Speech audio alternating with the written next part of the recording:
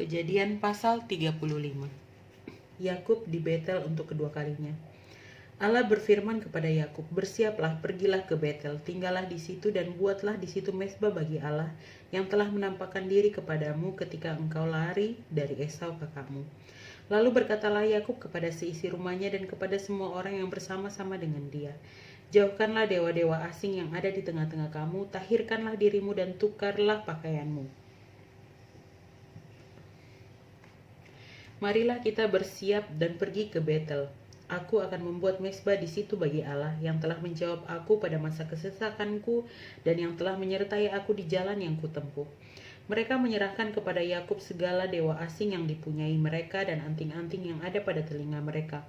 Lalu Yakub menanamnya di bawah pohon besar yang di dekat Sikem. Sesudah itu berangkatlah mereka dan kedahsyatan yang dari Allah meliputi kota-kota sekeliling mereka sehingga anak-anak Yakub tidak dikejar. Lalu sampailah Yakub ke Luz yang di tanah Kanaan, yaitu Betel, ia dan semua orang yang bersama-sama dengan dia. Didirikannya lah mezbah di situ dan dinamainya lah tempat itu El Betel, karena Allah telah menyatakan diri kepadanya di situ ketika ia lari terhadap kakaknya. Ketika Deborah inang pengasuh Ribka mati, dikuburkanlah ia di sebelah hilir Betel di bawah pohon besar yang dinamai orang pohon besar penangisan. Setelah Yakub datang dari Padan Aram, maka Allah menampakkan diri pula kepadanya dan memberkati dia.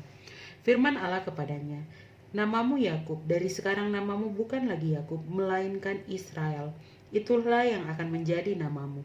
Maka Allah menamai dia Israel. Lagi firman Allah kepadanya, "Akulah Allah yang Maha Kuasa, beranak cuculah dan bertambah banyak. Satu bangsa, bahkan sekumpulan bangsa-bangsa akan terjadi daripadamu dan raja-raja akan berasal daripadamu.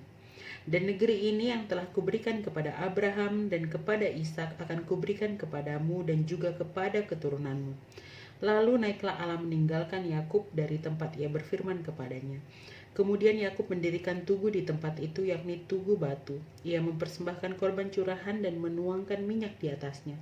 Yakub menamai tempat di mana Allah telah berfirman kepadanya Betel. Kelahiran Benyamin. Rahel mati. Sesudah itu berangkatlah mereka dari Betel. Ketika mereka tidak berapa jauh lagi dari Efrata, bersalinlah Rahel, dan bersalinnya itu sangat sukar. Sedang ia sangat sukar bersalin, berkatalah bidan kepadanya, "Janganlah takut, sekali ini pun anak laki-laki yang kau dapat." Dan ketika ia hendak menghembuskan nafas, sebab ia mati kemudian, diberikannya lah nama Ben-Oni kepada anak itu, tetapi ayahnya menamainya Benyamin. Demikianlah Rahel mati. Lalu ia dikuburkan di sisi jalan Efrata, yaitu Betlehem. Yakub mendirikan tugu di atas kuburnya. Itulah tugu kubur Rahel sampai sekarang. Sesudah itu berangkatlah Israel, lalu ia memasang kemahnya di seberang Migdal Eder.